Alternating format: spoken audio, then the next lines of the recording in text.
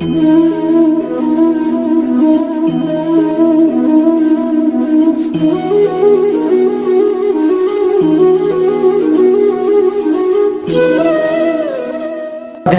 4, चौथे अध्याय का नाम क्या है? दिव्य ज्ञान, ट्रांसेंडेंटल नॉलेज, दिव्य ज्ञान। अध्याय 3 में भगवान कहते हैं, क्या कहते हैं भगवान? तीसरे अध्याय में भगवान कहते हैं कि काम जो है वो ज्ञान को ग्रहण लगाता है ना? अनलिमिटेड डिजायर्स, अनंत इच्छाएं, अनंत वासनाएं, ये क्या करती है? ज्ञान को ग्रहण लगा देती है। फिर हमारे पास अज्ञान आ जाता है, और फिर वो अज्ञान से क्या होता है? वो अज्ञान से हम भौतिक आसक्तियों में बांध कर रह जाते हैं। हम केवल और केवल material world, material arrangements, material success, material adjustment and अंततः मटेरियल मैनिपुलेशन, इन बातों में पूरा जीवन निकाल देते हैं, क्योंकि ज्ञान को ग्रहण लग गया। किस चीज का ग्रहण लग गया? काम, कामेश क्रोधेश। हमने तीसरे अध्याय में जो श्लोक देखा है, श्लोक संख्या 3.37, कामेश क्रोधेश रजोगुण समुद्भव। काम और क्रोध रजोगुण के प्रभाव से उत्पन्न होते हैं, और वो उत्पन्न होके बैठ नहीं जाते हैं, वो क्या करते हैं? ज्ञान को समाप्त कर देते हैं। सो इसलिए अज्ञान रूपी अंधकार को दूर करना है, इन डिजायर्स को, अनलिमिटेड इच्छा और वासनाओं को यदि नियंत्रित करना है, इनसे दूर रहना है, तो हमको दिव्य ज्ञान की नितांत आवश्यकता है। हमको दिव्य ज्ञान की अतिशय आवश्यकता है, क्योंकि बिना दिव्य ज्ञान के, दिव्य ज्ञान की बात कर रहा हूं, भगवान दिव्य ज्ञान की बात कर रहे हैं चौथे अध्याय में। तो विदाउट ट्रांसेंडेंटल नॉलेज, दिव्य ज्ञान के बिना कभी भी हम सक्सेसफुल मटेरियल लाइफ में नहीं हो सकते हैं, क्योंकि हम घिसते घिसते, लपेटते लपेटते, बनते बनते जा रहे हैं, बुरी तरह से बंधे हुए हैं, बुरी तरह से बनते जा रहे हैं, और अंततः पूरा जीवन becomes full of manipulation, full of adjustment. So इस श्लोक में इसीलिए बताया गया है दिव्य ज्ञान। कर्मयोग के द्वारा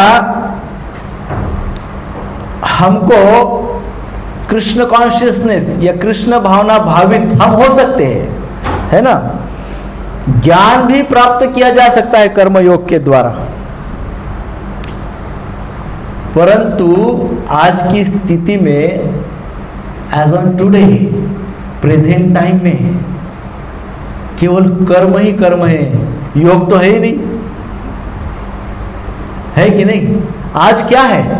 कर्मयोग से भी कृष्ण कॉन्शियसनेस मिल सकता है, कर्मयोग से भी ज्ञान प्राप्त हो सकता है, कर्मयोग करते हुए भी हम आगे आगे आगे आगे प्रगति कर सकते हैं। We can do that, but problem क्या है?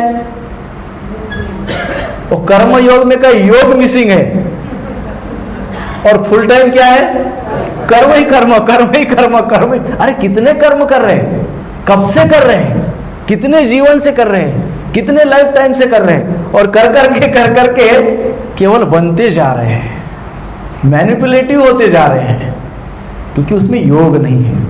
सो इसलिए हम इस श्लोक, इस अध्याय में भगवान हमको बता रहे हैं कि भाई आप कर्म कर रहे हो, वस्तुओं को एकत्रित कर रहे हो, वस्तुएं जो है, जो वस्तुएं हम एकत्रित करते हैं, रिसोर्सेस, है ना, मटेरियल थिंग्स, सब ऑब्जेक्ट्स, सब वस्तुएं, घर दार जो भी है, कार बंगला, सब एवरीथिंग हम कलेक्ट ही करते हैं। लेकिन ये जो कलेक्शन हमारा है, ये केवल साधन है, it's a means for success. ये साधन है, साध्य को प्राप्त करने के लिए सारी मटेरियल अरेंजमेंट हमको दी गई है। भाई इसको साधन समझो, है कि नहीं? जैसे हमने पिछले समय उदाहरण दिया था, हमको दिल्ली जाना है, चल के जा रहे हैं, और बीच में इतना सुंदर गार्डन मिल गया, बहुत सुंदर गार्डन है, बहुत सुंदर फूल है, सुंदर वातावरण है। हमने सोचा चलो 2 मिनट गार्डन में बैठते फिर आगे चलते हैं। तो गार्डन में बैठिए, गार्डन ही अच्छा लगने लगा। वो तो भूल गए दिल्ली जाना है, आगे दिल्ली जाना है वो भूल, गार्डन में बैठ गए। वैसा ही है, साधन जो होते हैं, वस्तुएं जो है, मटेरियल अरेंजमेंट्स जो है, ये हमको यहाँ रुकना नहीं है, परंतु हम इनके प्रभाव में आ जाते हैं। इनके प्रभाव में आकर हम क्या कर देते हैं, उनका वास्तविक स्वरूप क्या है ये भी हम भूल जाते हैं। भी वस्तुएं हमको मिली है, what is the use of all material opulence, भौतिक सुख संपदा हमको जो प्राप्त हुई है, इसका पर्पस क्या है, व्हाट इज द पर्पस। ये साधन है, किसी साध्य तक हमको ले जाने के लिए हमको प्राप्त हुई है, भगवान ने हमको दी है, हमारे कर्म धर्म संयोग से हमको प्राप्त हुई है, क्योंकि हमारा साध्य कुछ और है, उसको प्राप्त करना है। परंतु समस्या कुछ और है, हम केवल उसको जुटाते जाते जुटाते जाते जुटाते जाते जुटाते जुटाते जुटाते एक ऐसा समय आता है कि हमको ही समझ में नहीं आता आगे क्या करना है। क्या इसीलिए ये जीवन था? आपने चींटियां देखी है, चींटियां देखी है ना, बारिश में जब बारिश का समय आता है तो उनको बड़ा प्रॉब्लम हो जाती है चींटियों को, तो 4 महीने का व्यवस्था पूरा 8 महीने में कर देती है। 3 ऋतु होते हैं ना, तो बारिश के वर्षा ऋतु में उनको प्रॉब्लम हो जाती है, भोजन व्यवस्था जरा डिफिकल्ट हो जाता है, तो वो क्या करते हैं 8 महीने तक वो डेली अपना गोडाउन भर के रख देते हैं, है ना, अपने अन्न को, शक्कर, ये सारे दाने दाने एक एक एक कण कण उठाते हैं और वहां जाके उसका पाइलअप करते हैं, उसको पूरा गोडाउन बना देते हैं। आपने देखा होगा पूरी लाइन की लाइन लगती है चींटियों की, बहुत बिजी रहते हैं, फुल बिजी। कभी कभी एक आधी चींटी दूसरी चींटी को रास्ते में मिल जाती है, क्रॉस करते तो पूछती है, hello hi how are you, बच्चे कैसे हैं, बारिश कैसी हो रही है, बारिश कैसे हो रही है, क्या काम धाम कैसा चल रहा है, सब ठीक ठाक है, और एकदम 1 सेकंड में हाँ बोलते हैं, अपने सबसे काम में शुरू और जुटाते हैं। एग्जैक्टली वैसे ही मनुष्य करता है, दौड़ रहा है दौड़ रहा है दौड़ रहा है, कोई रास्ते मिल गया है, कैसे हो, क्या बढ़िया ठीक है, चलो भागो भागो भागो। तो चींटियों जैसा जीवन हमारा हो रहा है। क्यों? क्योंकि हम कर्म योग में का योग निकाल दिए हैं, ओनली कर्म करते हैं। तो इसलिए कर्म करते वक्त फल की चिंता करते रहते, इसलिए दुख लगा रहता है। ऐसा 3रे अध्याय में हमने सीखा है। दुख क्यों लगा रहता है? तो कर्म करते वक्त योग नहीं होता। योग नहीं होगा तो क्या होगा? यदि योग नहीं है, योग अर्थात भगवान से कनेक्शन नहीं है, तो क्या होगा? तो चिंता हो जाएगी। भगवान से कनेक्टेड जब भी कभी हम भगवान से कनेक्टेड नहीं रहेंगे तो क्या होगा? दुख और चिंता होगी। तो we are not connected with Krishna, तो क्या होगा? दुख और चिंता बढ़ेगी। सुख, जब हम फल की चिंता करते हैं तो भगवान को भूल जाते हैं। कर्म कर रहे हैं, लेकिन कर्म करते वक्त हमको फुल्ली, हमारा पूरा कंसंट्रेशन किस पे है? क्या मिलेगा, इससे क्या मिलेगा, इससे क्या लाभ होगा, उस पे हमारा पूरा ध्यान है। और उस पे ध्यान होने के कारण हमको दुख मिलता है, क्योंकि जो कर्म हम कर रहे हैं, जो एक्शन हम ले रहे हैं, उसमें हम हमारा 100% नहीं दे रहे।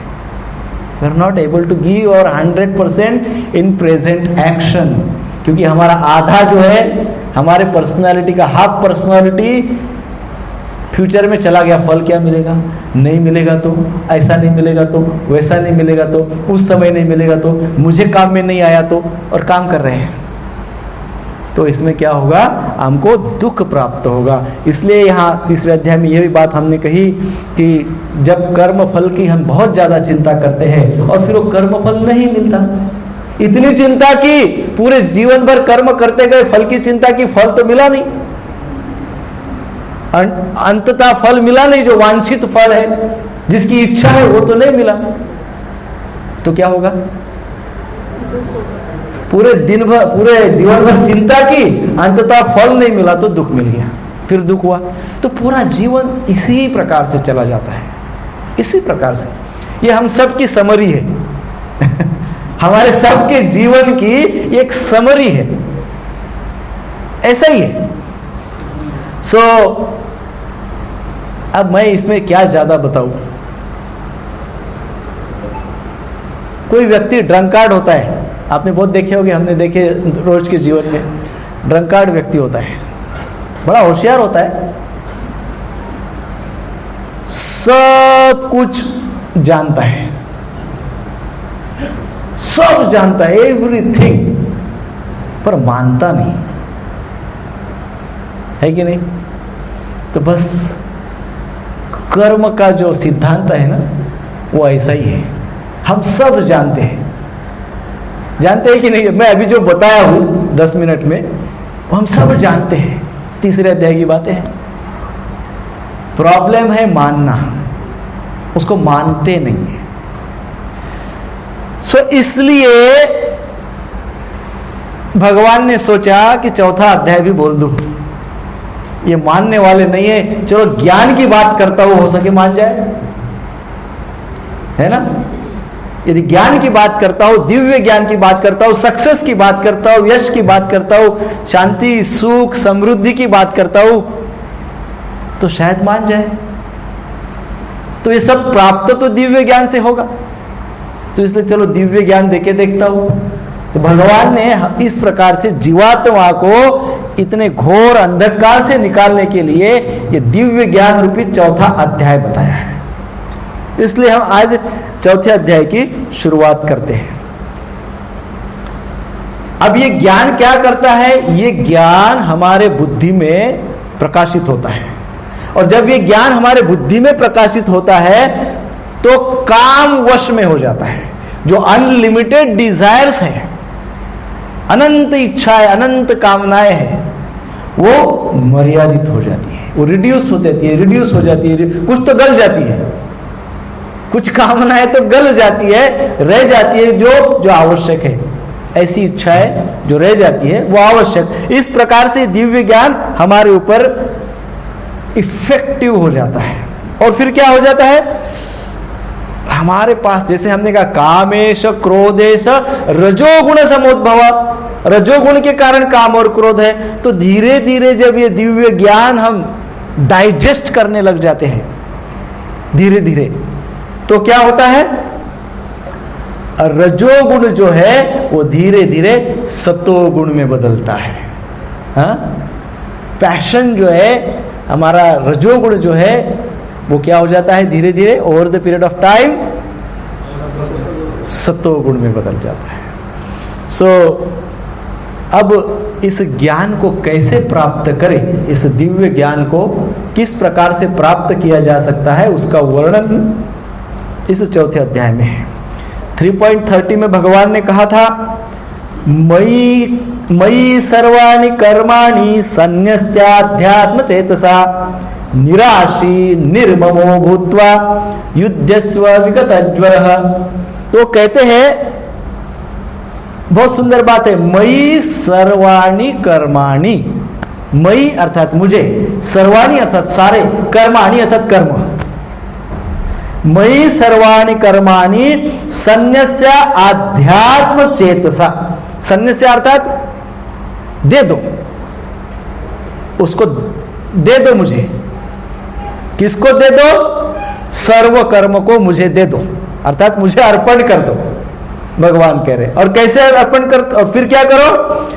आध्यात्म चेतसा, अर्थात ज्ञान से युक्त हो जाओ, अपनी चेतना को अध्यात्म से युक्त करो, अर्थात ज्ञान से युक्त हो जाओ। और फिर क्या कहते हैं? निराशी निर्ममो, अर्थात ज्ञान से युक्त जब आप हो जाओगे तो आप क्या हो जाओगे? निराशी, अर्थात बहुत सारी आशाएं, बहुत सारी डिजायर आपके पास नहीं रहेगी, अनलिमिटेड डिजायर्स आपके पास नहीं रहेगी। फिर क्या होगा? फिर कहते हैं निराशी निर्ममो, निर्ममो अर्थात ममत्व, मुझे चाहिए मुझे चाहिए मुझे चाहिए, लोभ, आकांक्षाएं, वो भी रुक जाएगा। और फिर क्या होगा? फिर भूत्वा युध्यस्व विगत ज्वर। तो इस प्रकार से इस सारी बातों से रहित हो जाओ और आलस्य से रहित हो जाओ, और ऐसा आलस्य से रहित होके आकांक्षाओं से, अनलिमिटेड आकांक्षाओं से, इच्छाओं से रहित होकर सारे कर्मों को मुझे समर्पित करके अपनी चेतना को ज्ञान से युक्त करो। और फिर उससे क्या होगा? और फिर बोलो युद्ध करो, अर्थात हम सबको क्या बोल रहे, कर्म करो। अब ऐसा कर्म करना है, क्या क्या करना है। 3.30 में ये हो चुका है हमारा लास्ट ईयर, 2 साल पहले प्री कोरोना। तो इसमें भगवान ने कहा ऐसे कर्म करो। बहुत सुंदर श्लोक है, सब इसको स्मरण कर लीजिए, बहुत सुंदर श्लोक है। मयि सर्वाणि कर्माणि सन्न्यस्याध्यात्म चेतसा। सन्न्यस्य आध्यात्म चेतसा, ये 3 शब्द भी बहुत महत्वपूर्ण है। पहले शब्द है मयि सर्वाणि कर्माणि, सारे कर्म मुझे कर दो, दे दो, अर्पण कर दो। और फिर आध्यात्म चेतसा, ज्ञान से युक्त हो जाओ। और फिर कहते हैं निराशी निर्ममो भूत्वा, सारे अनलिमिटेड डिजायर को जरा कंट्रोल करो, इतनी इच्छाएं नहीं आवश्यक है। और फिर क्या कहते, भूत्वा युद्धस्य विगत ज्वर, अब युद्ध करो, कर्म करो। कितना सुंदर फॉर्मूला भगवान ने दिया था। बट प्रश्न है कि इस प्रकार से जब हम कर्म करने के लिए तैयार हो जाएंगे, ऐसे कृष्ण कॉन्शियस या इस प्रकार से दिव्य ज्ञान पे आधारित होकर जब हम कर्म करने लग जाएंगे ना कि नहीं, लग जाएंगे, ऐसे कर्म करने लगेंगे, तो ये कर्म करने के पहले, ये ऐसे कर्म करने के पहले हमको थोड़ा और डीप कृष्ण के विषय में समझना पड़ेगा। अर्थात कृष्ण के विषय में समझाने वाला जो ज्ञान है उसी को दिव्य ज्ञान कहते हैं। कृष्ण के विषय में समझाने वाला जो ज्ञान है उसी को दिव्य ज्ञान। फिर आप प्रश्न मन में आएगा, कि कृष्ण के विषय में क्यों समझना है। हाँ, चलो हम अपने विषय में समझे तो क्या प्रॉब्लम है हम अपने को समझे, कृष्ण को तो देखा ही नहीं अभी तक। ऐसा किसी ने हमको प्रश्न पूछा था, प्रभु जी कृष्ण को ही समझे डायरेक्ट, अब पहले हमको समझे, हम तो अपने आप को तो। हाँ, तो इसलिए कृष्ण को समझना है क्योंकि संसार की रचना, जो होल क्रिएशन, संपूर्ण निर्माण जो हुआ है वो कृष्ण कहते हैं उन्होंने किया है। मया अध्यक्षेन प्रकृति सूयते सचराचर, मेरी अध्यक्षता में, मेरे नियंत्रण में सारे प्रकृति का निर्माण किया हुआ है। तो मैं मेरे विषय में समझूंगा तो प्रकृति के विषय में मुझे इतना ज्ञान नहीं होगा, परंतु कृष्ण के विषय में समझूंगा तो सब सारा ज्ञान अपने आप, सब संपूर्ण ज्ञान प्राप्त हो जाएगा। तो इसलिए कृष्ण के विषय में समझना है। और इस ज्ञान को, इस 4थे अध्याय में जो ज्ञान दिया गया है, इस ज्ञान को समझने के पश्चात क्या करना होगा, आचरण, है ना, तभी तो भगवत गीता सार्थक हो जाएगी। इसको समझ लेंगे, समझने के पश्चात क्या करेंगे। अभी 4 अध्याय हो जाएंगे हमारे संपूर्ण। पहले अध्याय में हमने क्या देखा, सैन्य स्थल में निरीक्षण जो किया गया, युद्ध जहां हुआ, युद्ध स्थल में निरीक्षण किया गया, उसी को क्या कहा गया है, अर्जुन विषाद योग। तो हमने ये भी देखा कि दुखदायी सिचुएशन कैसे आ जाती है, उस परिस्थिति में क्या करना है, ये भी पहले अध्याय में देखा। सिचुएशन का एनालिसिस करना पहले अध्याय में देख लिया। दूसरे अध्याय में पूरा इसेंस समझ लिया, what is the essential knowledge, what is the essence of Bhagavad Gita, Gita सार, वो भी समझ लिया। तीसरे अध्याय में कर्म योग भी समझ लिया। चौथे अध्याय में दिव्य ज्ञान भी समझ लेंगे। रह गया क्या, अब क्या करना है, अब आचरण करना पड़ेगा। इसलिए बी अलर्ट, 4था अध्याय होते से ही हम सब में ट्रांसफॉर्मेशन आना चाहिए, चलती फिरती गीता होनी चाहिए सब, है ना, क्योंकि विदाउट आचरण तो कुछ भी संभव नहीं है। अब आप देखिए, थोड़ा समय जरूर लगेगा इन बातों को समझने के लिए। समय, जैसे हम भोजन करते हैं, कितने मिनट में भोजन करते हैं, कुछ लोग थोड़ा सा ज्यादा समय लेते हैं क्योंकि वो भोजन कम और बातें ही ज्यादा करते हैं। तो जो भोजन करने का वास्तविक समय क्या है, कितना टाइम लगेगा भोजन करने में, हाँ, 15 से 20 मिनट, किसी को चलो आधा घंटा, ठीक है, 30 मिनट्स में तो हो जाना चाहिए। 30 मिनट में भोजन किया, उसको डाइजेस्ट करने के लिए कितना टाइम लगता है, हाँ 7-8 घंटा कम से कम लगता है। 8 घंटा समझिए, 6 घंटा, किसी को 5 ही घंटा लगता है किसी को 4 घंटा लगता है, किसी को 8 घंटा लगता है। एवरेज 6-7 घंटा तो लगता है प्रत्येक व्यक्ति को। 6-7 घंटा तो लगता ही है कि नहीं, डाइजेस्ट करने में। अब आप सोचो, जो 20 मिनट में हम जो केवल 20 मिनट में खाते हैं, उसका पाचन करने के लिए हमको पूरा दिन लग जाता है लगभग। तो यदि कोई दिन भर खाता रहे, सपोज, ऐसा सोचिए, मतलब मैं ऐसा नहीं बोल रहा हूं कोई खाता है, ऐसा नहीं बोल रहा हूं, जस्ट एक सपोज, जस्ट एक कल्पना कीजिए कि कोई व्यक्ति दिन भर खाया, दिन भर, क्या होगा? हो सकता है डेथ भी हो जाए, परंतु यदि समझिए कि दिन भर खाया तो उसका पचन करने के लिए कितना समय लगेगा? 20 मिनट खाने के लिए 6 घंटा, 24 घंटा खाने के लिए कितना टाइम लगेगा? हाँ, सो मच टाइम। कोई मैथमेटिशियन हो तो कैलकुलेट करे। हाँ, डाइजेस्ट ही नहीं होगा। तो अब एक नया फॉर्मूला है, वो ध्यान में रख लीजिए। पचन इज इक्वल टू आचरण,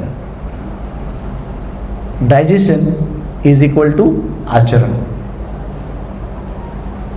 पचन ही नहीं कर रहे, तो खाते ही जा रहे, खाते ही जा रहे, what is the use? Bhagavad Gita सुनते ही जा रहे, इसका सुन, उसका सुन, यहाँ सुन, वहां सुन, सरसों जगह से बचपन से सुनते आ रहे, हजारों लोगों का गीता सुना है? हम कोई पहली बार थोड़ी ना सुन रहे भगवत गीता। आप कहेंगे मन में, वाह हजारों बार सुना है। कितना सुना है, कितना सुना है, अरे कितना सुना है, इतना सुना है, अनलिमिटेड सुना है। डाइजेस्ट हुआ क्या? हाँ, डाइजेस्ट मीन्स आचरण में आया क्या? नहीं आया। सो चौथे अध्याय के पश्चात ये बहुत बड़ा प्रिकॉशन है। क्या? आचरण। क्योंकि इस समय तक हमारा काफी कुछ हुआ होगा, सो आचरण हमको बहुत आवश्यक है। तो अब चौथे अध्याय का जो वर्गीकरण है उसको हम समझते हैं कि भगवान दिव्य ज्ञान को कैसे समझा रहे हैं 4th चैप्टर में। तो चौथे अध्याय का जो पहला श्लोक है, पहले श्लोक से तो 10वें श्लोक तक 4.1 to 4.10 transcendental knowledge about Krishna, भगवान के विषय में दिव्य ज्ञान बताया गया कि भगवान कैसे, भगवान क्या करते, भगवान ने क्या किया है। सो ट्रांसेंडेंटल नॉलेज अबाउट कृष्णा। तो वो जो दिव्य ज्ञान है वो कैसे प्राप्त किया जा सकता है? तो दिव्य ज्ञान गुरु परंपरा से प्राप्त किया जा सकता है, ये इसमें कहा गया है। फिर भगवान का जन्म कैसा है? जन्म कर्म भगवान के जो दिव्य है, जन्म भी और भगवान के कर्म भी दिव्य है, ये भी बात इसमें समझाई गई है। और भगवान को प्राप्त कैसे कर सकते हैं? तो पहले भगवान को जान लो, भगवान को जानकर भगवान की प्राप्ति हम कर सकते हैं। तो इन बातों को 4.1 to 4.10 बताया गया है। फिर सेक्शन 2 में 4.11 to 4.15, 11 से 15, ज्ञान का आचरण कैसे किया जा सकता है।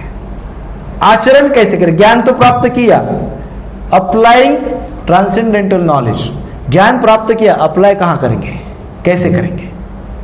तो ये है 4.11 to 4.15। कर्म के अनुसार फल की प्राप्ति कैसे होती है?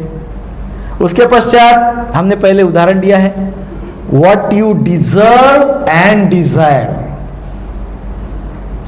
वो हमको मिलेगा। जो हमारी योग्यता है और जो हमारी इच्छा है, दोनों मिला के फल मिलता है। केवल इच्छा से फल नहीं मिलता। मेरी इच्छा तो कुछ भी होगी, मुझे देश का पंत प्रधान बनना है, मेरी इच्छा है, बनूंगा क्या? नहीं। क्या मैं डिजर्व करता हूं? क्या मेरी योग्यता है? So what you desire and what you deserve, जो हमारी इच्छाएं हैं, शुद्ध इच्छा प्लस जो हमारी योग्यता है, उसके अनुसार ही हमको फल की प्राप्ति होती है। और अच्छा, कृष्ण को जानने से फायदा क्या होगा, लाभ क्या? क्योंकि हमको तो 2 वर्ड ज्यादा अच्छे से समझ में आते हैं, लाभ और हानि। ये टर्म में यदि बात होती है तो फिर सब समझ में आ जाता है। तो ठीक है, कृष्ण को समझ लेंगे, वो क्या फायदा, व्हाट इज द बेनिफिट, क्या लाभ होगा? तो कृष्ण को समझने से क्या लाभ होता है उसकी चर्चा भी इसमें हम करेंगे।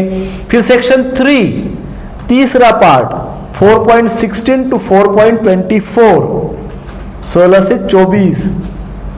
अब ये दिव्य ज्ञान के स्तर पे आके कर्म करना, ऐसे ही कर्म नहीं करना।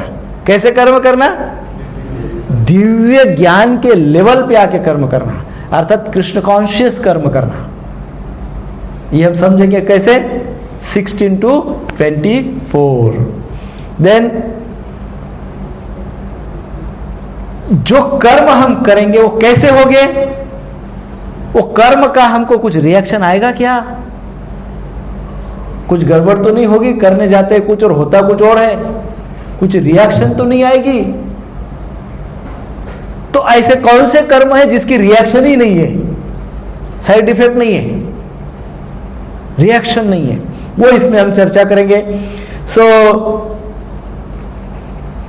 ऐसे कर्मों को ज्ञान ही समझना चाहिए, ऐसे कृष्ण बोलते हैं।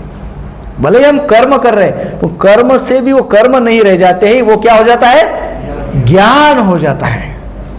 तो कौन से कर्म ज्ञान हो जाता है? जिसकी कोई रिएक्शन नहीं है ना? जो कर्मों की रिएक्शन नहीं है उसको कर्म न समझे, उसको ज्ञान ही समझे। फिर सेक्शन 4, उसमें 25वें श्लोक से तो 33वें श्लोक तक 4.25 टू 4.33, इसमें कहा गया है वैधि साधना से दिव्य ज्ञान की ओर। वैधि साधना से दिव्य ज्ञान की ओर। वैधि साधना अर्थात यज्ञ याग समझ लीजिए, यज्ञ याग पूजा अर्चना, इस स्तर से लेके तो शुद्ध भक्ति की ओर, कृष्ण की ओर कैसे जाया जा सकता है, दिव्य ज्ञान की ओर कैसे जाया जा सकता है, इसकी चर्चा 25 से 33वें श्लोक में होगी, 4.25 टू 4.33। देन सेक्शन 5, सेक्शन 5 है 34 से लेके तो 42 तक, 4.34 टू 4.42। इसमें सार के रूप में हम बताएंगे, पूरे अध्याय को कंक्लूड करेंगे, सार के रूप में समझेंगे। क्या कहा जाएगा? गुरु परंपरा से प्राप्त दिव्य ज्ञान के आचरण से ही सारे पाप कर्म नष्ट हो सकते हैं, ऐसे कहते हैं भगवान।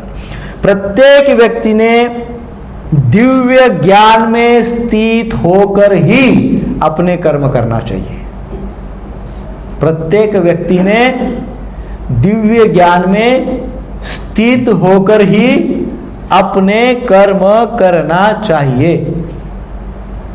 ये सार होगा। वो कैसे, वो हम डिटेल में उस समय समझेंगे। इस प्रकार से ये 4th चैप्टर है। इसमें बहुत महत्व की बात बताई है, बहुत महत्व का विषय है दिव्य ज्ञान।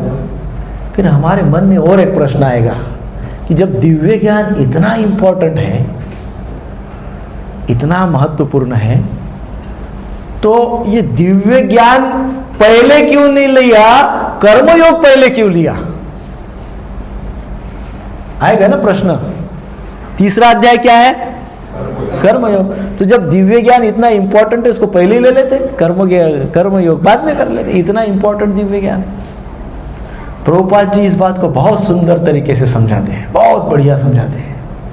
प्रभुपाद जी कहते हैं बिना सेवा के कोई ज्ञान नहीं मिल सकता, सेवा फर्स्ट, इसलिए कर्मयोग फर्स्ट। सेवा करो, ज्ञान रिवील हो जाएगा।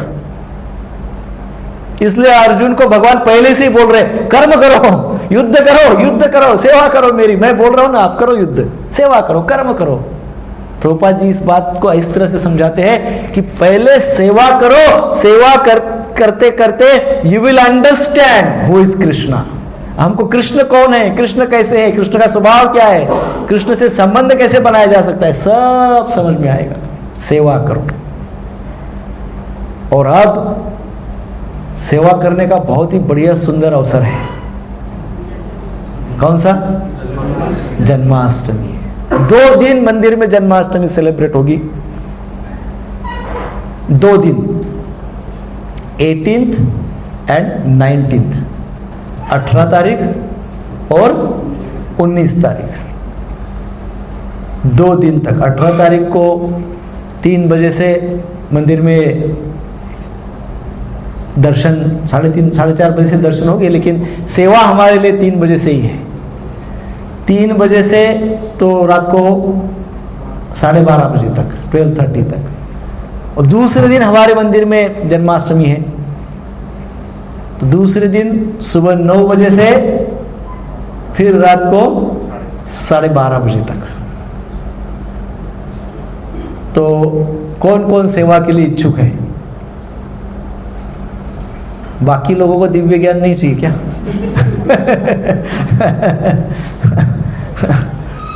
तो सेवा बहुत महत्वपूर्ण है। जो भी बहुत ही अच्छी तरह से भगवद गीता को आचरण में लाना चाहते हैं, कृष्ण को समझकर रियलाइज करना चाहते हैं, कृष्ण के प्रति जो ज्ञान है वो संपादित करना चाहते हैं और उस ज्ञान के आधार पर कर्म करके सक्सेसफुल होना चाहते हैं, उनको सेवा करना चाहिए। तो जो भी भक्त इन 2 दिनों के लिए सेवा में आ सकते हैं, वो अपना नाम और फोन नंबर उसमें एक पेज दे दीजिए प्रभु जी सबको, एक माता जी में और एक प्रभु जी में पेज दे दीजिए। तो वो भक्त अपना नाम और नंबर अवश्य लिखे 18th एंड 19th की सेवा के लिए। एक सेवा ग्रुप होगा, जन्माष्टमी सेवा ग्रुप। वो जन्माष्टमी सेवा ग्रुप 2022, उसमें आपका नंबर ऐड किया जाएगा। और जो काउंसलिंग क्लास में आते हैं उनको नंबर नाम लिखने की आवश्यकता नहीं है, क्योंकि उनको तो हम पहले ही समझ गए कि आ ही रहे हैं। इनको तो आना ही है। सो दैट वे अब घर का पूजा आपको कैसे एडजस्ट करना है वो देखिए। 19th को मंदिर में है, 18th को मोस्टली सब लोग करते हैं, क्योंकि उदय तिथि जो है अष्टमी वो 19th को है, सूर्य उदय अष्टमी का 19 को है। 18 को सूर्य उदय अष्टमी में नहीं है, परंतु अष्टमी लग जाती है, इसलिए बहुत से लोग जब अष्टमी लग जाती है तो फिर उसी दिन मनाते हैं। तो दोनों सही है।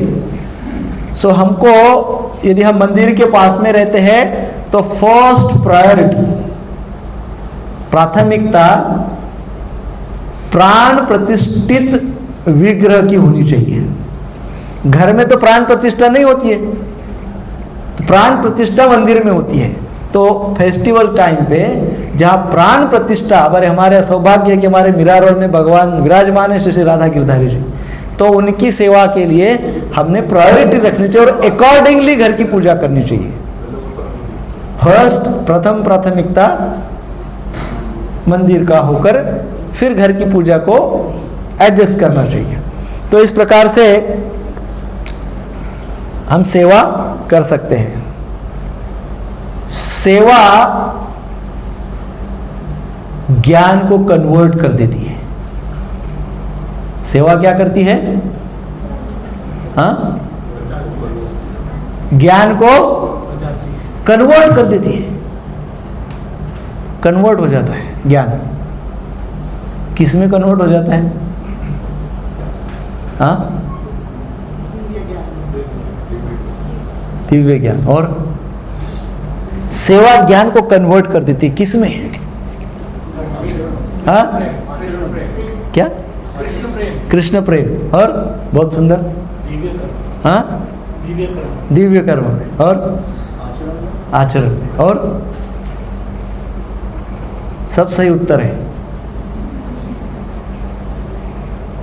सेवा ज्ञान को साक्षात्कार में कन्वर्ट कर देती है, रियलाइजेशन।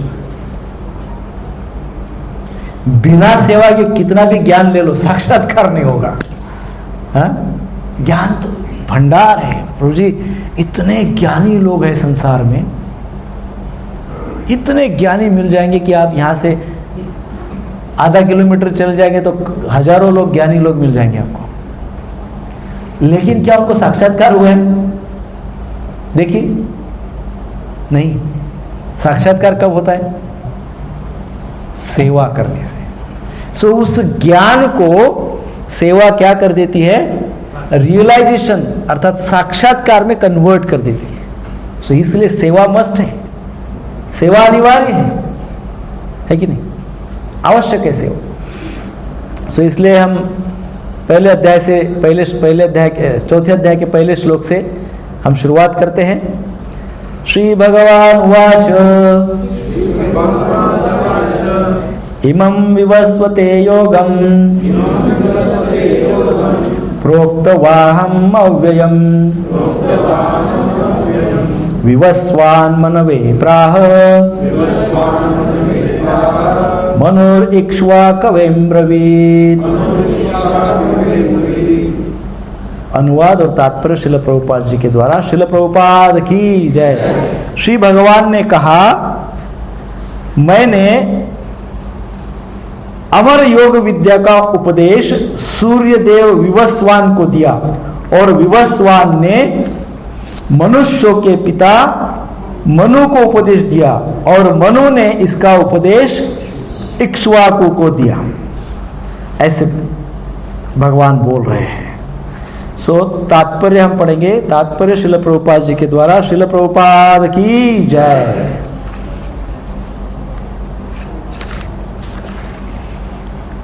यहां पर हमें भगवत गीता का इतिहास प्राप्त होता है। यह अत्यंत प्राचीन बताया गया है।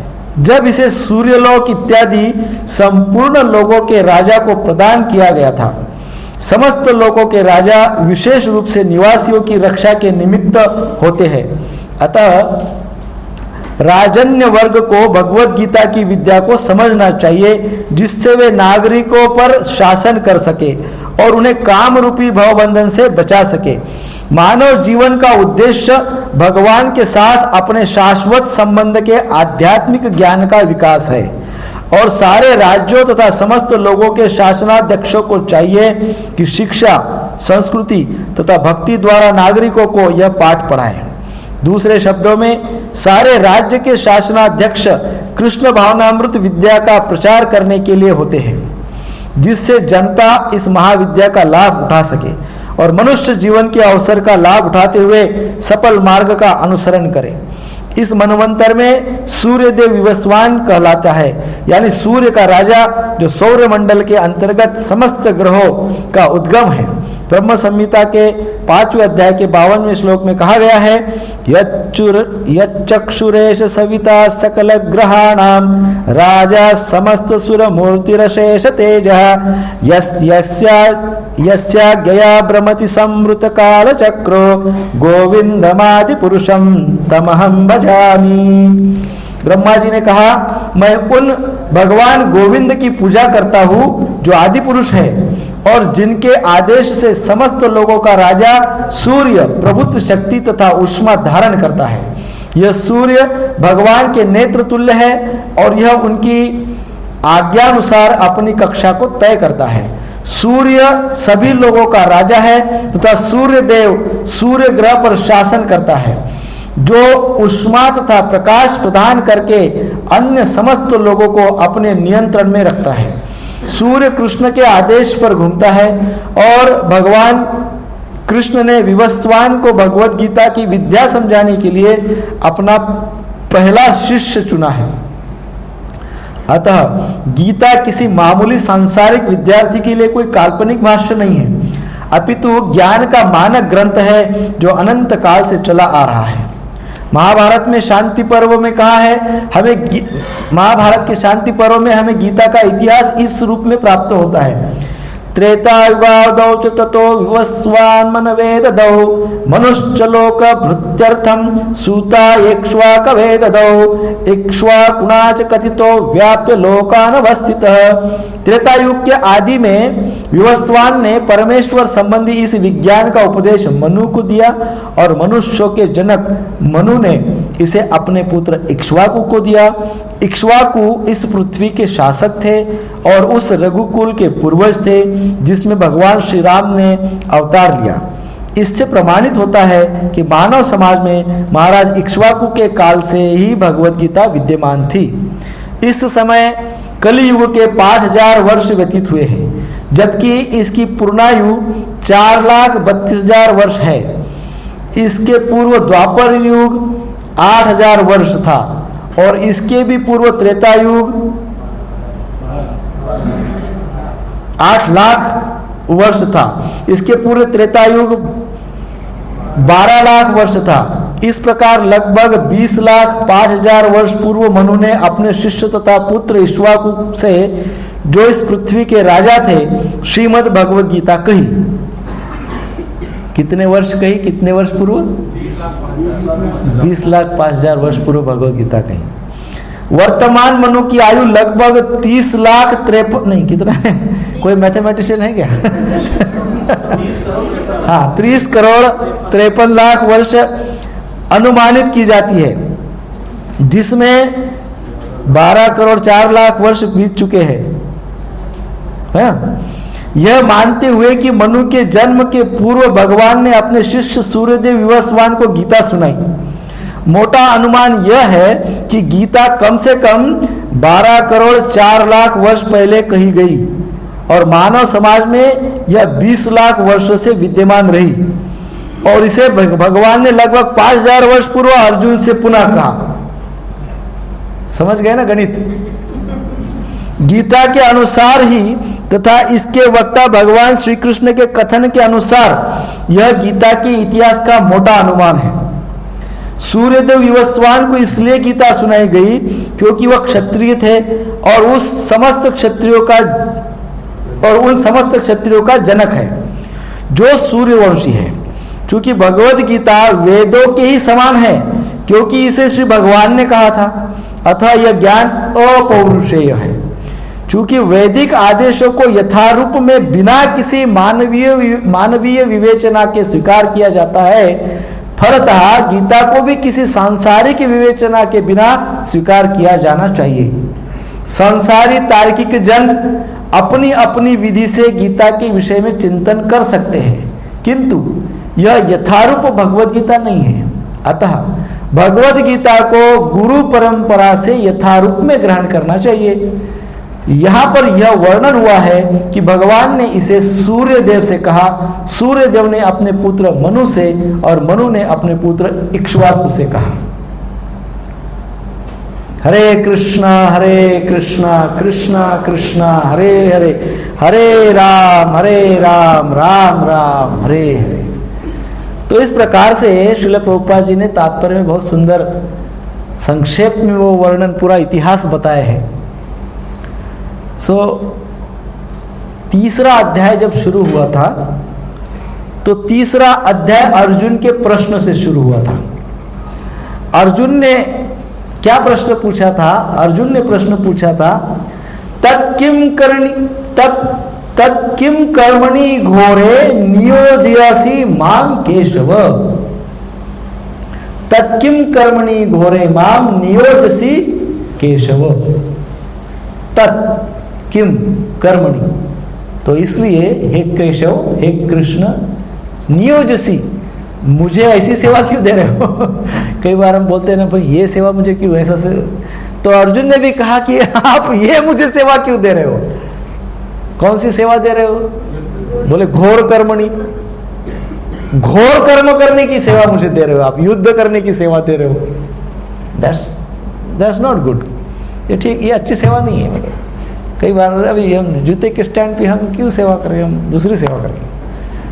हम अमुक सेवा नहीं, वो मुझे वो अच्छी सेवा लगती है, मैं वो अच्छी सेवा करता हूँ। कृष्ण को कौन सी अच्छी लगती है? वो सेवा करनी चाहिए। तो यहाँ पे कृष्ण को अच्छी कौन सी लगती है कि भाई अर्जुन ने युद्ध करना चाहिए।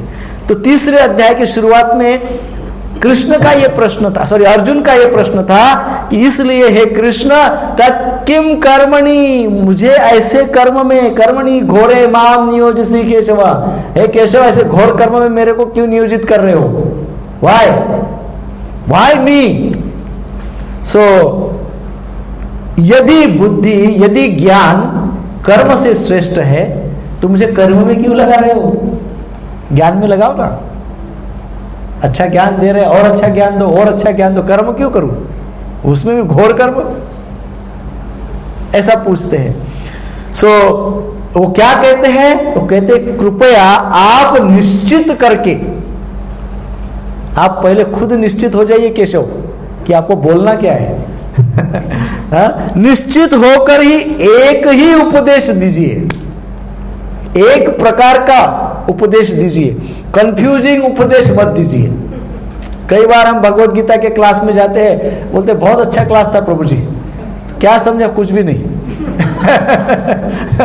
बहुत अच्छा था, क्या समझे? कुछ नहीं समझे, बहुत अच्छा था। तो इसलिए अर्जुन बोल रहे कृष्ण को, भाई एक पक्का उपदेश दीजिए आप। अभी बोल रहे कर्म श्रेष्ठ है, अभी बोल रहे ज्ञान श्रेष्ठ है, अभी ये, अब आप एक पक्का उपदेश दीजिए। अब महत्वपूर्ण बात है, वो ये कह रहे हैं कैसे? बहुत ही नम्र भाव से कह रहे हैं, पहले स्वीकार कर रहे हैं। वो क्या कह रहे हैं कि मैं कृपण हो गया हूं, मैं एकदम गलित गात्र हो गया हूं, मुझे कुछ समझ में नहीं आ रहा है ना? मेरा शिष्य के रूप में स्वीकार करिए। शिष्यस्ते हम शादिमाम त्वाम प्रपन्नम, दूसरे अध्याय में हमने देखा। मुझे उपदेश दीजिए, मुझे शिष्य स्वीकार करिए, मुझे अर्थात मुझे दीक्षा दीजिए। सिंपल बात है, मुझे दीक्षा दीजिए, उपदेश दीजिए।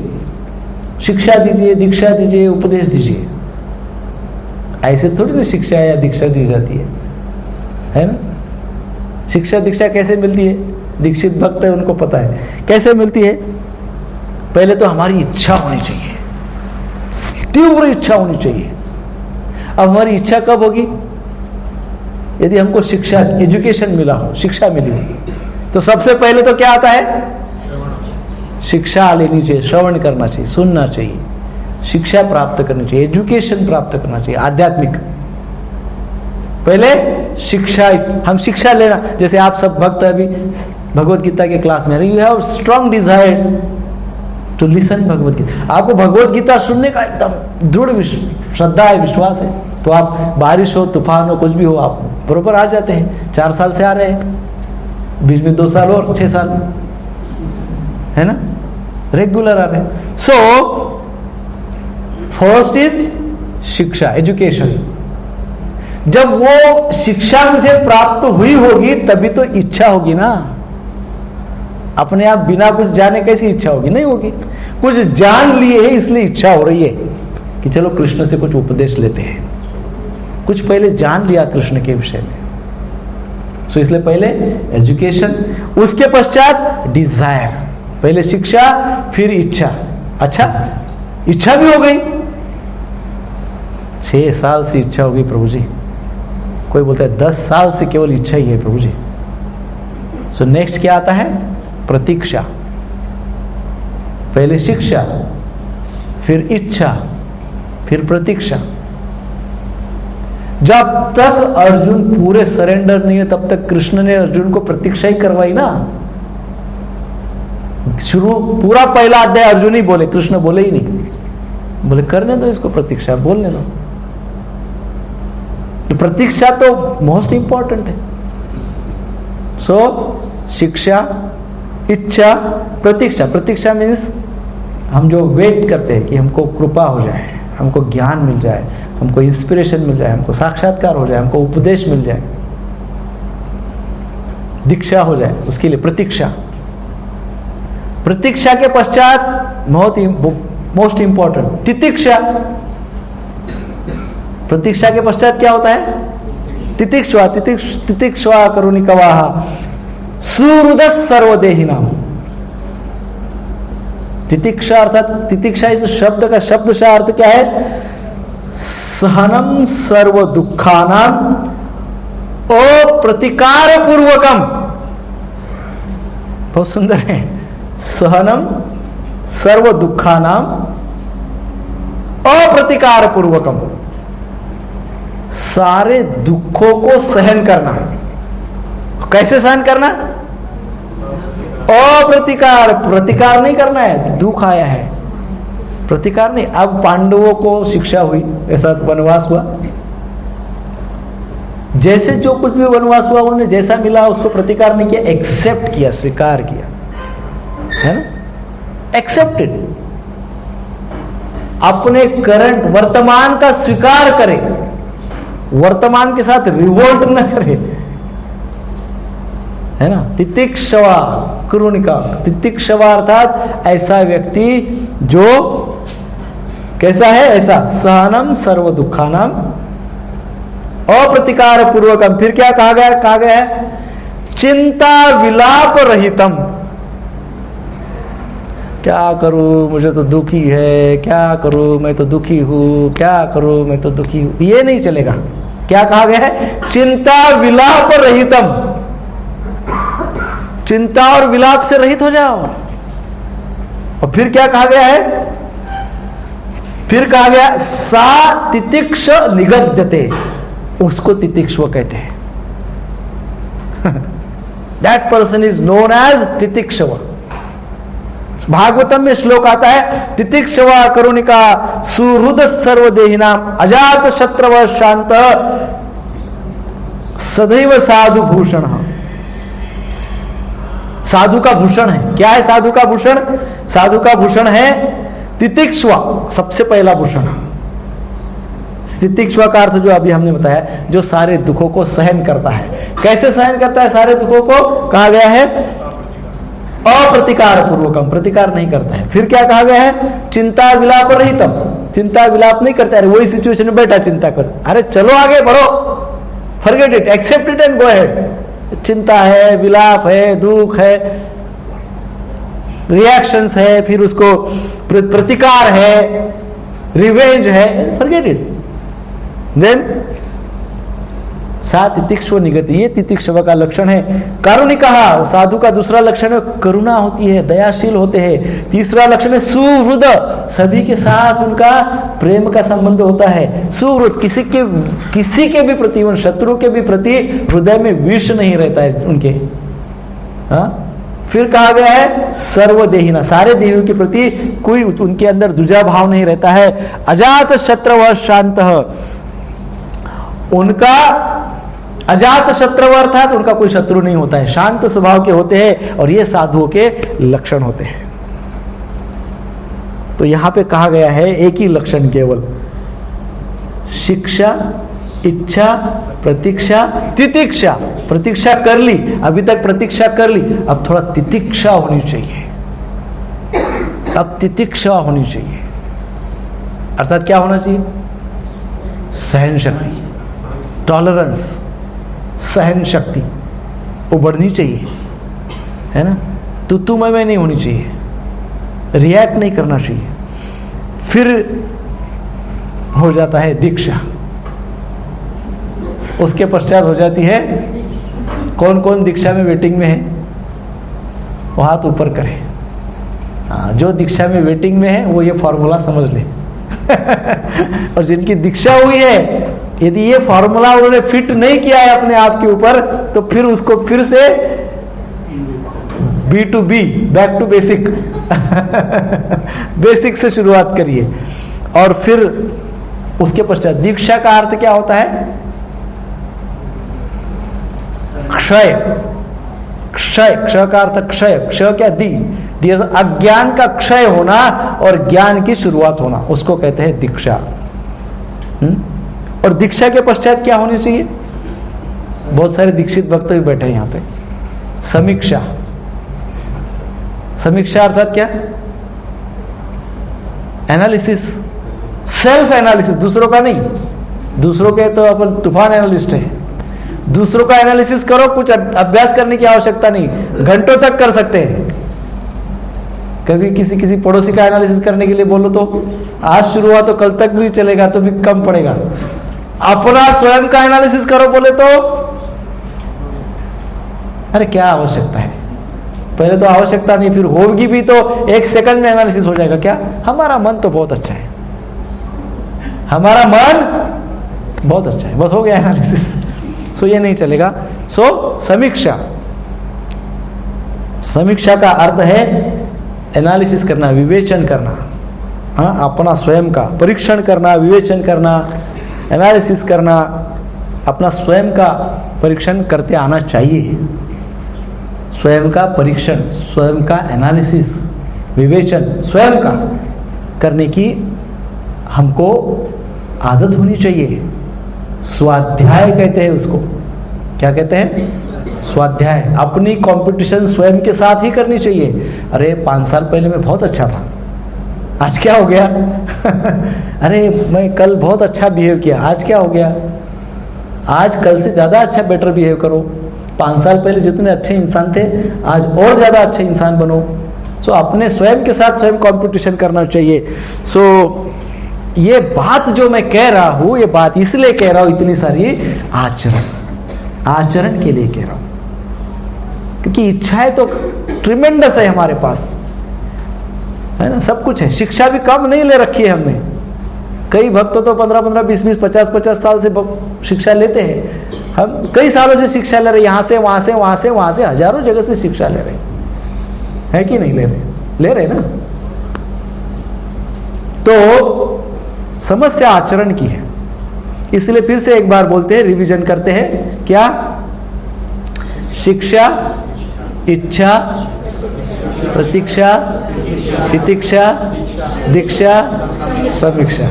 अभी रोज मैं पूछूंगा आपको, रोज एवरी सैटरडे है ना। ये आचरण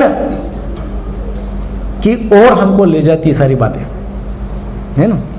सारी बातें हमको आचरण की ओर ले जाती है, इसलिए आवश्यक है। तो आपको एक बात आपके मन में भी होगी, मेरे भी मन में बहुत बार ये आता है। भगवत गीता को मुंह से बोलना बहुत आसान है। मैं भी बहुत इसका समीक्षा करते रहता हूँ। भगवत गीता बहुत आसान है मुख से बोलना। भगवत गीता आचरण से बोलते आना चाहिए। हाँ, आचरण से भगवत गीता बोलते आनी चाहिए। कई बच्चों को आजकल 700 श्लोक याद खुदगद हो जाते हैं, बोल देते हैं भगवत गीता। सब पता तो सबको भगवत गीता का है। समस्या क्या है? आचरण। भगवत गीता आचरण से बोलते आना चाहिए। जन्म हमारा हमारे नियंत्रण में नहीं है, हमारे हाथ में नहीं है। मृत्यु हमारे हाथ में नहीं है। जीवन हमारे हाथ में है कि नहीं? हमारे हाथ में है ना, किसी दूसरे के हाथ में तो नहीं है। अब हमको अपना जीवन भगवत गीता के आधारित बनाते आना चाहिए, क्योंकि वो हमारे हाथ में है। हमारा जीवन गीता ही हो जाना चाहिए। भगवत गीता का आधार अर्थात हमारा जीवन, foundation of my life, my living is Bhagavad Gita. Bhagavad Gita होना चाहिए, आचरण में गीता आनी चाहिए। तीसरे अध्याय के पहले श्लोक के प्रश्न के उत्तर में भगवान ने ये बात समझाई है। क्या?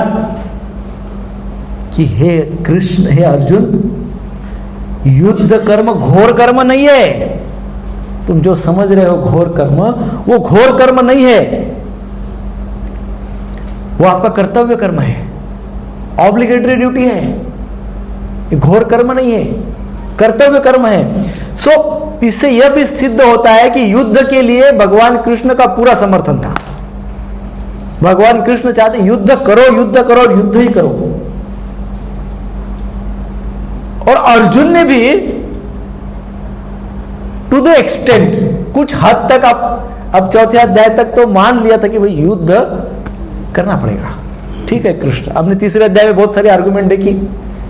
अर्जुन ने बोला मैं ये करूंगा तो होगा, वो करूंगा तो होगा, ठीक है मैं ये भी कर लेता हूँ, वो भी कर लेता हूँ, लेकिन ये सब प्रश्न पूछे, इसका अर्थ क्या है कि ठीक है मैं करता हूँ, ठीक है मैं करता हूँ, ठीक है मैं करता हूँ, है ना।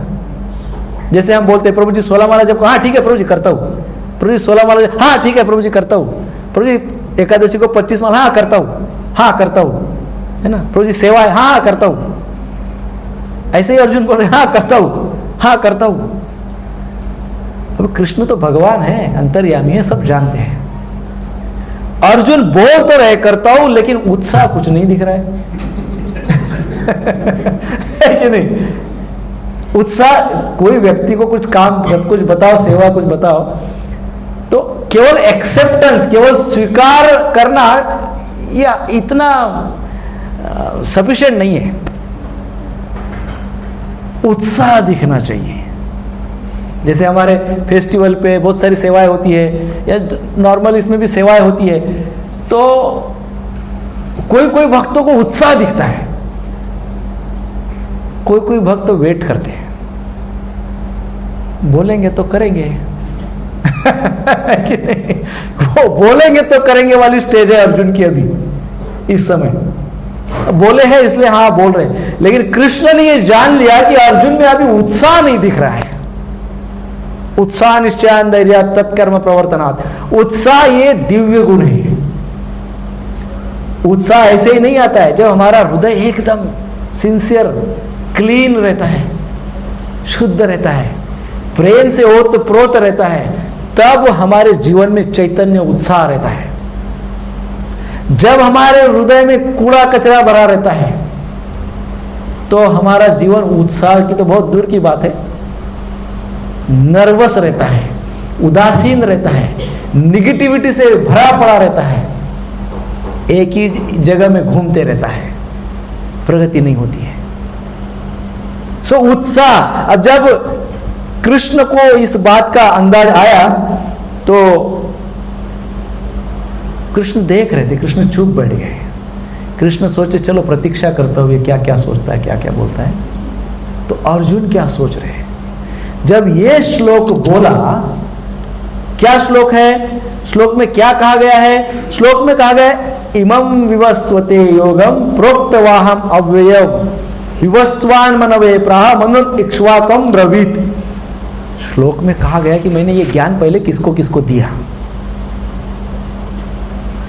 अब अर्जुन के मन में ये विचार उठा, उत्साह तो पहले था ही नहीं, तो उत्साह जब नहीं रहता है तो आदमी तुरंत नहीं उठता है, उसके मन में पहले तर्क वितर्क उत्पन्न हो जाए। उत्साह क्यों नहीं होता है? क्योंकि तर्क वितर्क इधर बहुत भरे पड़े रहते हैं, तर्क वितर्क, लॉजिक। तो अर्जुन तर्क वितर्क करें। अर्जुन सोचे कि यद्यपि कृष्ण ने इस युद्ध का तो अनुमोदन किया है, लेकिन कृष्ण ने पहले तीसरे अध्याय में, मतलब थोड़ी देर पहले, राजा जनक का भी नाम लिया है।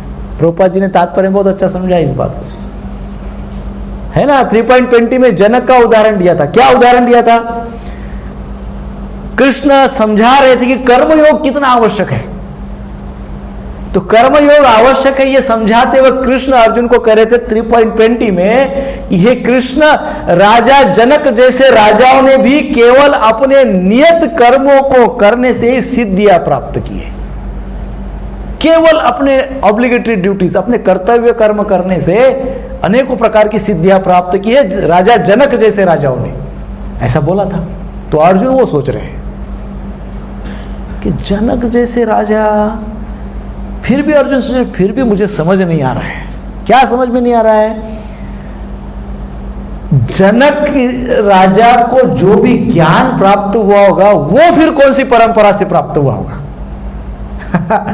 अभी कृष्ण ने बोला ना कि ये ज्ञान परंपरा से प्राप्त होता है, तो अर्जुन को तुरंत याद है इसके पहले इन्होंने जनक का नाम लिया था, तो जनक राजा को जो ज्ञान प्राप्त हुआ वो कौन सी परंपरा से प्राप्त हुआ? ऐसा प्रश्न आया अर्जुन के मन में, तर्क आया। तो फिर अर्जुन सोच रहे शायद कृष्ण मुझे जो ज्ञान दे रहे ना, ये कुछ नए ज्ञान दे रहे हैं। हाँ, क्योंकि पहले कहा कि कर्म करने से सिद्धियां प्राप्त होती और जनक को प्राप्त हुई, और अभी कह रहे हैं, अभी थोड़ी देर पहले बोल रहे हैं कि ज्ञान श्रेष्ठ। अभी ये क्या बोल रहे हैं? अभी ये कुछ मुझे नई बात बोल रहा है। ऐसा कभी होता है क्या? काम और क्रोध को कंट्रोल करो और विजय प्राप्त कर लो, ये तो कोई नया ज्ञान है। अर्जुन इस प्रकार से सोच रहे से प्रथम बार ही किसी ने मुझे ये बताया है कि काम शत्रु का दमन करने से आपको विजय होगी, आपको सिद्ध प्राप्त होगी, आपका जीवन सक्सेसफुल होगा और आप युद्ध में विजयी हो जाओगे। ये पहली बार युद्ध करने के लिए काम शत्रु को कंट्रोल करना, ये कोई नया नॉलेज है, कोई न्यू ज्ञान है। तो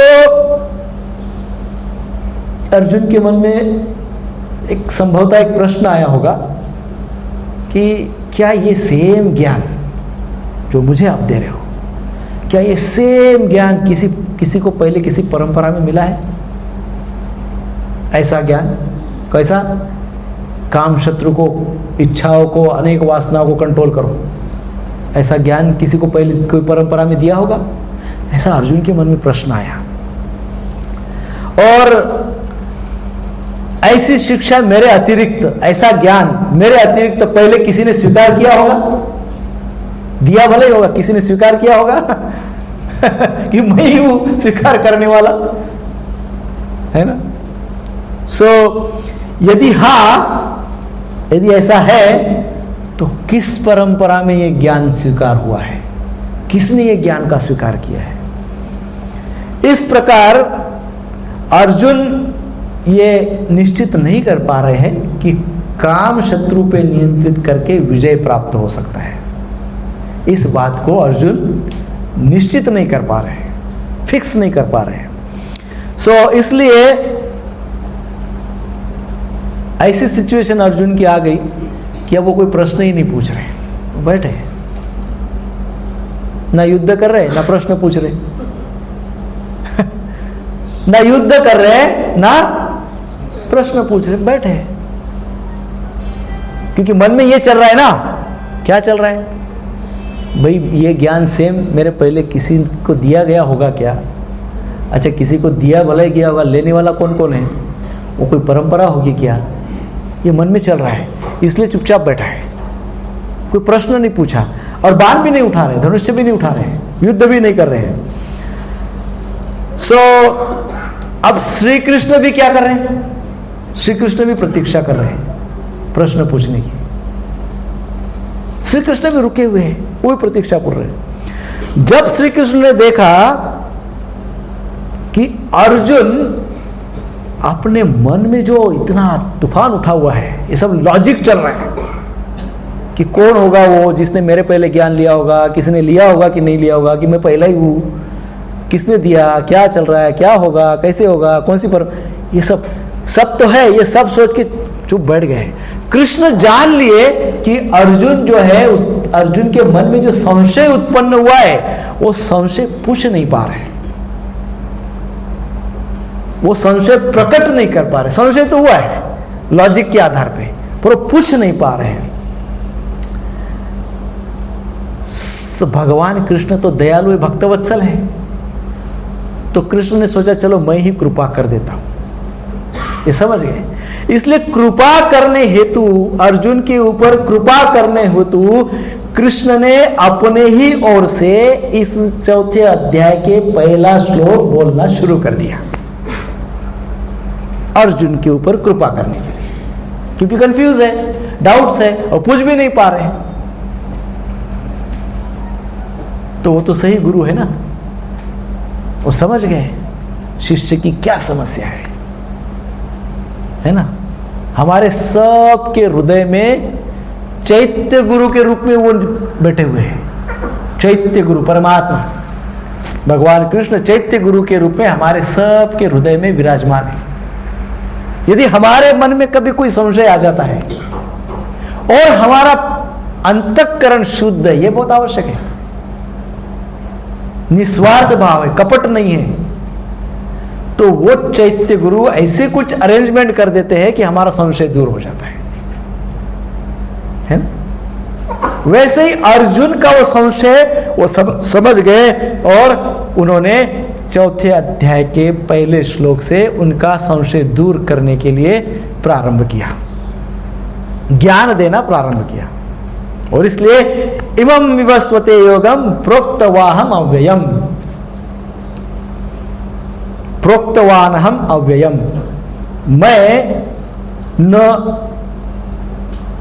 मैंने यह ज्ञान अविनाशी, मैंने यह अविनाशी ज्ञान सूर्यदेव से कहा। यह अविनाशी ज्ञान अर्थात कैसा ज्ञान है प्रभु जी? 7वें क्लास में हम जो सीखे थे कोई थ्योरी हो, कोई थ्योरम हो, कोई फिजिक्स का कोई थ्योरी हो, हम अभी भूल गए, चला गया है, गायब हो गया है। 4-5 साल में, 7-8 साल में सारा ज्ञान नष्ट हो जाता है। इसलिए भगवान इस ज्ञान को स्पेशल बोल रहे हैं। कैसा ज्ञान? अविनाशी। ये ज्ञान कैसा है? अविनाशी है। इस बात को समझें। भगवत गीता का ज्ञान कैसा है?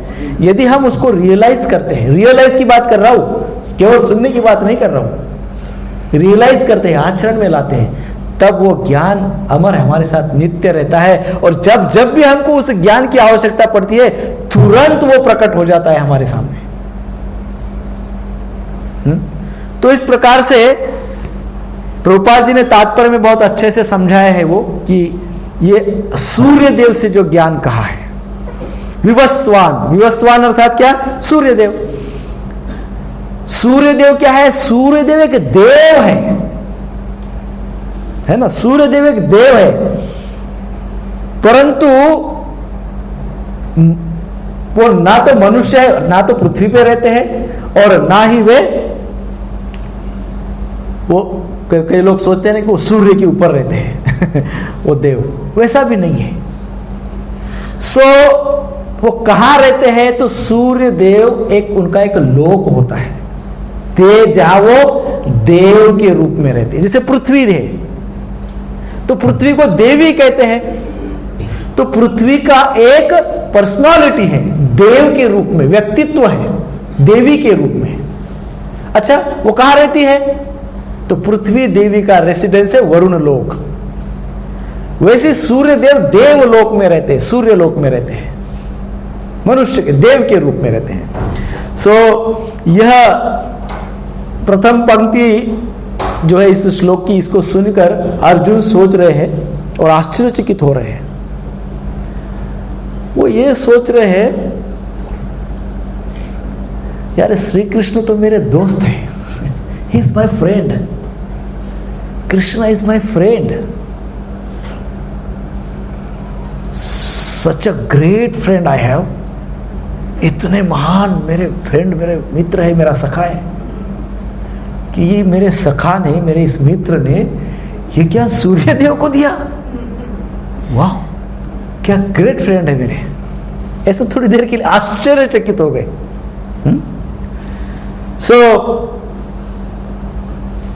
अर्जुन के मन में कृष्ण के विषय में जो इस समय बात आई है, वो एक सखा के स्तर पे बात आई है। वो श्री कृष्ण कितने फ्रेंड, एज ए सखा कितने महान है, उस स्तर पे आई है। और इसलिए उनके उपदेश भी कितने महान है, ये भी बात उनके मन में आ गई है।